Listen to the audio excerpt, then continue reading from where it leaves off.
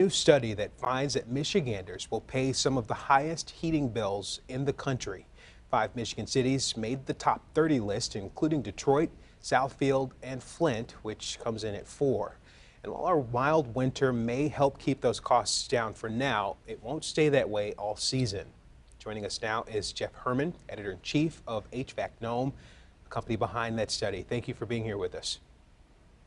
Glad to be here. I'm glad I'm in a little warmer place than you are in Detroit. Yes, we are definitely feeling that chill today. If you could, just tell us about the study and some of the work that went into it and getting this list together.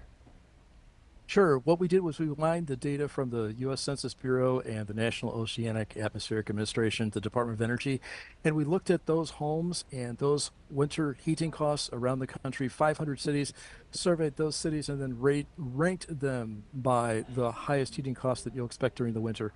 And as you mentioned, 4 Michigan cities landed in the top of that list. Why? Well, that's our old homes and the long winters, and also some of the larger homes across the U.S.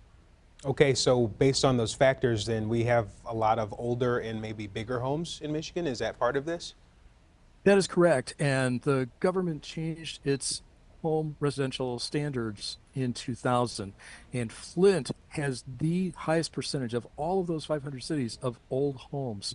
So those older homes, they're not very energy efficient. They don't handle the cold very well. The cold leaks in. So more energy efficient appliances that will help to reduce some of the problem of older homes, bringing them up to speed in terms of economy. Okay, so that's something that can help you in the long run if you go ahead and do those updates.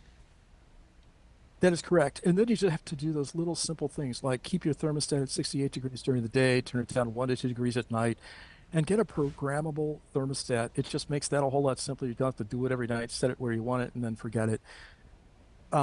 Replace your furnace filter at the start of the season, have your furnace inspected, and at the same time, change your filter every 3 months.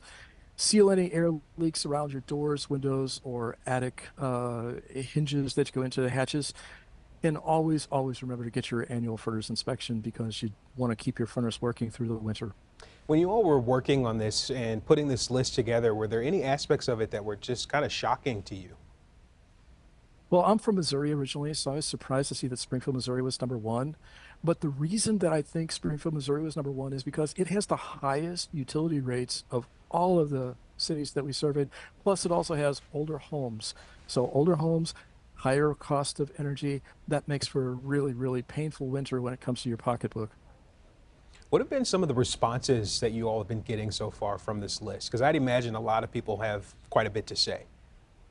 Most people want to know how they can take whatever home they live in and be able to keep it warmer and to be able to lower their utility costs. So again, it's smart thermostats. That's number one. Energy efficient appliances. When you come to your furnace, make sure that you've got the latest, greatest version that you can. Try and make sure that you've got energy efficient appliances throughout all your home. That will save you a lot. Seal all your windows, seal all your doors. Do everything that you can to be able to make sure that your house is the warm is inside and the cold stays outside. And I know for some homeowners, they may feel like they don't really necessarily want to do those projects right now because of the cost.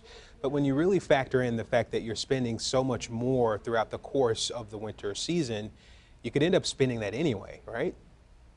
Right. And another thing is check with your local utility because I worked for a power company in Illinois for a while, and they have winter utility kits that will help you to be able to do this. It's not going to cost you anything in many cases. Also, check at the state level because I live in Texas now, and you've got state resources that will help you to make your house more energy efficient, not just for winter, but for summer too. You don't have to spend a lot. Sometimes you can tap into these programs to be able to make the changes that you need to be able to save money all year round. Now, how do state regulations come into play with some of this? Because we know there are some parts of the country that do have some safeguards in place to protect citizens, others maybe not so much, and we could be seeing a problem there as well.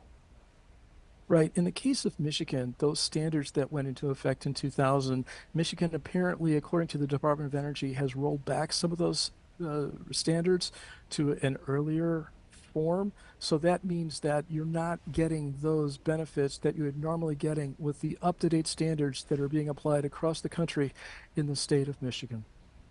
Okay, and can you tell us just again about the study, where people can find it if they want to be able to look at this more extensively and deeply for themselves? Absolutely. That's HVAC Gnome. It's part of the Home Gnome family of sites, and it's one place where you can find everything you need to know about HVAC systems so that you can do better about your house to make sure they're all equipped and ready to go and maintained properly through the course of the year. All right, Jeff Horman, editor-in-chief with HVAC Gnome. Thank you for joining us. Again, very shocking information, but we hope that this can help a lot of people.